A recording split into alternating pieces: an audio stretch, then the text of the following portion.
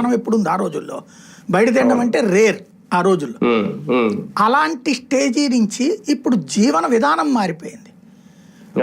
ఉమ్మడి కుటుంబాల నుంచి వ్యక్తి కుటుంబాలు వచ్చి వ్యక్తి కుటుంబాల నుంచి వ్యక్తి జీవితాల వైపుకి వెళ్ళిపోయినాయి. ఒకే ఇంట్లో భార్య ఒక గది, భర్త ఒక గది, పిల్లలు ఒక వేరువేరు గదులు. దీంతో ఒక సెల్ఫిష్నెస్ పెరిగిపోయింది. ఫ్రీడమ్ తో పాటు సెల్ఫిష్నెస్, స్వార్థం పెరిగింది. అంతే. ఇదివరకేంటి, మనమందరం ఎక్కడ పడుకుంటాం, ఓ హాల్లో పడుకునే వాళ్ళం అందరం కదా ఆ రోజున, లేదా వరండా వాకిట్లో వసారాలో పడుకునేవాళ్ళం. ఇవాళ అసలు అప్పుడు ఇంటిమసీ ఉండేది.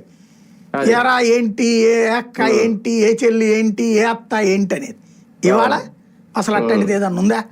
ఇంటిమసీలు లేవు. లగ్జరీ కావాలా, హోటళ్లలో తినాలా, పబ్బులలో తిరగాల, గంతులు వెయ్యాలా, ఎంజాయ్ చేయాలా.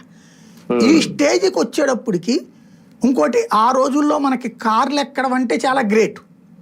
ఇవాళ క్యాబ్లు వేసుకు తిరగడం కామన్. ఆ రోజుల్లో సైకిల్ మనకి గొప్ప, ఊళ్ళో సైకిల్ ఉన్నోళ్ళు గొప్ప.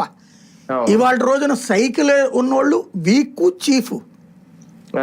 2 వీలర్ మినిమం, 4 వీలర్ మ్యాక్సిమం, లేదంటే ఆటోలో పోతాం.